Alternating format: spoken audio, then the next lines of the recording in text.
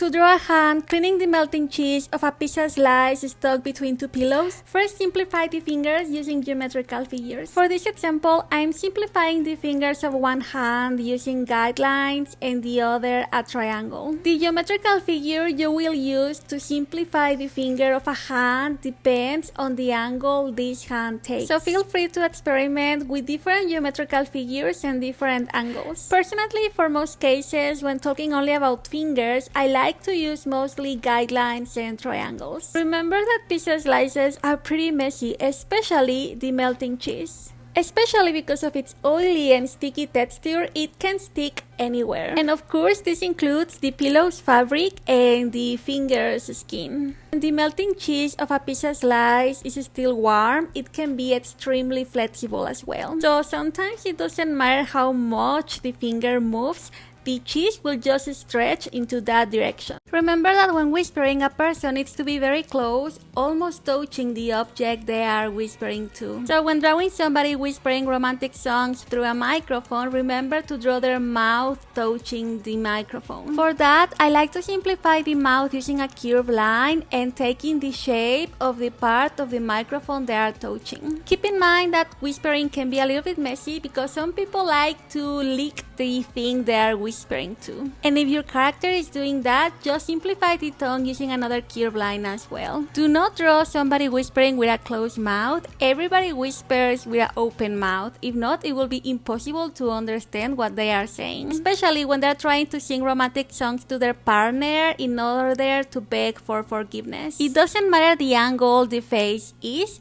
always simplify the mouth whispering through the microphone using a curved line is very simple. And remember to portray the emotions your character is feeling while whispering through the microphone. First, start by drawing an arrow pointing to the direction the tree branch will take. And take into consideration that not all tree branches are straight because most of the time they can come a little bit twisted. Also, tree branches come in all shapes, lengths, and thicknesses. So don't be surprised if sometimes you see a long and thick tree branch hanging somewhere there. But it doesn't matter the tree branch, when they grow, they can sometimes create some type of wrinkles over the tree. To make it easier to visualize, imagine as if they were clothes wrinkles, but in a harder material. Just as clothes wrinkles, these wrinkles will be pointing to the place the object is stretching. And in this case, the wrinkles will be pointing to the place the tree branch is growing. If you struggle drawing this, I recommend you to look for references of objects stretching clothes materials. And that's it. Pretty easy. I hope you enjoy it.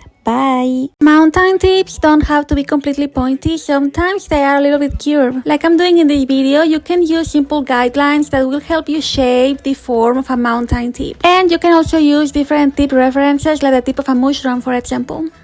When drawing an open mouth eating cereal, use the cereals as guide points to know where the milk will be spreading to. Remember that not always milk has to be super liquidy. Sometimes it can also be sticky. So sometimes when eating milk can stick in the teeth, tongue, and lips. When rendering your milk, don't only use white. As you can see in my example, here I'm using some shades of white, but also some shades of gray for the shadows. But also don't do the white completely white or the gray completely gray. Use color theory and add a little bit of the background color to your whites and grays. If you want your milk very sparkly, as I'm doing here, just add at the top a glow layer and add some glowy brush strokes. Also, if you are wondering how am I changing the line art color, I do it by locking the transparent pixels of the layer and painting over. And that's it, pretty easy. Personally, for the fingers, I like to use rectangles to simplify them. And remember that the thumb is essential to help this toe to maintain its balance while being caressed. And the closest the thumb is to the head, the better the stout it's going to feel. Start by positioning both marbles in the angle you prefer over the hand. And once the angle is clear, go ahead and trace the bag surrounding the marbles. Remember that the marbles inside the bag